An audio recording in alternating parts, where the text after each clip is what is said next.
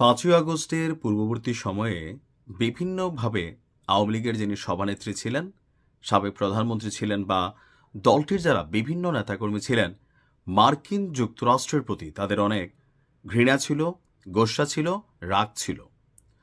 প্রায় সময় আমরা শেখ হাসিনার মুখেও এই কথা শুনেছি যে আমেরিকা চায় না তিনি আসলে ক্ষমতায় থাকুন। আর ডিপ স্টেটের একটা ভূমিকা ছিল এই সরকার পতনের পেছনে। তবে সরকার পতনের পর নানান চড়াই উতরাই পার হবার পরে হঠাৎ করেই মার্কিন যুক্তরাষ্ট্রের যেই আওয়ামী লীগের প্রতি প্রেম ভালোবাসার একটা দৃষ্টান্ত আমরা দেখলাম, এতে নতুন আর একটা বার্তা কিন্তু আপনার সামনে আসতে যাচ্ছে। আপনারা হয়তো অনেকেই জানেন যে মার্কিন ডিপ স্টেট এই আওয়ামী লীগ সরকার পতনের পেছনে বড় ভূমিকা রেখেছিল। আবার সেই মার্কিন সরকারেরই বেশ কয়েকজন গুরুত্বপূর্ণ মন্ত্রী তারা আবার ডক্টর ইউনূস সরকারকে একটা চিঠি পাঠিয়েছে। আসলে চিঠিতে কি আছে? তবে চিঠির ভাষা যতটুকু বোঝা যাচ্ছে যে এই মুহূর্তে মার্কিন যুক্তরাষ্ট্র আওয়ামী লীগকে সাপোর্ট করছে। ইভেন আগামী জাতীয় সংসদ নির্বাচনেও আওয়ামী লীগকে নির্বাচনের মাঠে দেখতে চাচ্ছে আমেরিকা। দর্শক, সব রাজনৈতিক দলের অংশগ্রহণ নিশ্চিত করে বাংলাদেশে অবাধ, সুষ্ঠু এবং অন্তর্ভুক্তিমূলক নির্বাচন আয়োজনের আহ্বান জানিয়ে অন্তর্বর্তী সরকারের প্রধান উপদেষ্টা ডক্টর মোহাম্মদ ইউনূসকে চিঠি দিয়েছেন ৫ জন মার্কিন কংগ্রেস সদস্য, অর্থাৎ ৫ জন আমেরিকার এমপি। নির্বাচনের আগে একটি রাজনৈতিক দলের কার্যক্রম নিষিদ্ধ করার সিদ্ধান্তে তারা উদ্বেগ প্রকাশ করেছেন এবং বলেছেন এতে ভোটারদের একটি বড় অংশ ভোটাধিকার থেকে বঞ্চিত হতে পারে। অর্থাৎ তারা যেটা বলতে চাচ্ছেন যে আওয়ামী লীগের যে নির্বাচনে যাওয়ার যে অনুমতি নেই বা কার্যক্রম এই মুহূর্তে স্থগিত আছে, নিষিদ্ধ করা হয়েছে। সো যারা আওয়ামী লীগের ভোট ব্যাংক আছে বা যারা আওয়ামী লীগের সাপোর্টার আছে তারা তো ভোট দিবে না। তো তার মানে বাংলাদেশের জনগোষ্ঠীর এখনও 20-30% মানুষ আওয়ামী লীগের সাপোর্টার আছে। তো এই মানুষগুলো যদি ভোট না দেয়, ভোটের মাঠে এটার একটা প্রভাব পড়বে।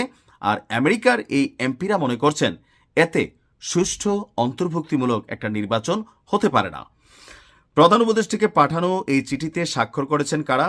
হাউস ফরেন অ্যাফেয়ার্স কমিটির ranking member Gregory W mix, দক্ষিণ এবং মধ্য এশিয়া বিষয়ক উপকমিটির চেয়ারম্যান, মানে আমাদের এই অঞ্চলগুলোকে মার্কিন সরকারের যারা দেখেন তিনি হচ্ছেন বিল হুইজেঙ্গা। একই উপকমিটির অর্থাৎ এই দক্ষিণ এবং মধ্য এশিয়া বিষয়ক উপকমিটির র্যাঙ্কিং মেম্বার সিডনি কামলাগার ডোভ এবং কংগ্রেসম্যান জুলি জনসন এবং টম আর সুজি। এদিন যুক্তরাষ্ট্রের হাউস ফরেন অ্যাফেয়ার্স কমিটির এই চিঠিটিকে তারা তাদের ওয়েবসাইটে প্রকাশও করেছে। চিঠিতে সরাসরি কোনো রাজনৈতিক দলের নাম উল্লেখ না করলেও আইন প্রণেতারা বলছেন জাতীয় সংকটের সময় অন্তর্বর্তী সরকার পরিচালনার দায়িত্ব নেওয়ায় তারা প্রধান উপদেষ্টার প্রতি সমর্থন জানালেও একটি বড় রাজনৈতিক দলের কার্যক্রম পুরোপুরি স্থগিত করা মৌলিক মানবাধিকার এবং ব্যক্তিগত অপরাধ দায়বদ্ধতার নীতির সঙ্গে সামঞ্জস্যপূর্ণ নয়। তারা আশা প্রকাশ করেছেন বর্তমান সরকার অথবা ভবিষ্যতে নির্বাচিত সরকার এই সিদ্ধান্ত পুনর্বিবেচনা করবে। এখন এই মুহূর্তে এই চিঠিটার ভূমিকা আসলে কতটুকু? রাষ্ট্রীয়ভাবে চিঠিটির খুব বেশি ভূমিকা নেই, কেননা আওয়ামী লীগ সরকার যখন শাসন করছিল বাংলাদেশ, তখন ডক্টর মোহাম্মদ ইউনূসের ইস্যুতে এরকম অনেক নেতারা বা এরকম মার্কিন যে কংগ্রেসের সদস্যরা আছেন, এমপিরা আছেন বা বিশ্ববরণ্য অনেক ব্যক্তিত্বরাও কিন্তু এরকম চিঠি আওয়ামী লীগ সরকারকে পাঠিয়েছে।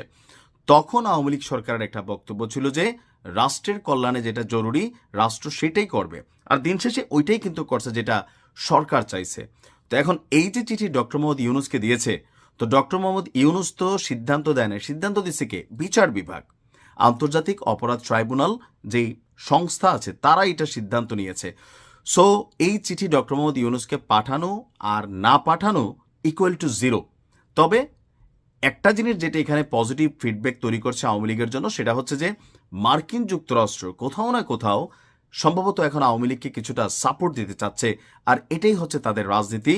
সারা পৃথিবীর মধ্যে তারা একসময় আপনাকে নামাবে, আরেক সময় ওঠাবে, আবার নামাবে, আবার ওঠাবে। এখন আপনি কি মনে করেন যে আমেরিকার এই ভূমিকা কোথাও না কোথাও আওয়ামী লীগের জন্য কতটুকু ফিডব্যাক তৈরি করবে? আমার দৃষ্টিতে খুব বড় ফিডব্যাক তৈরি করবে না।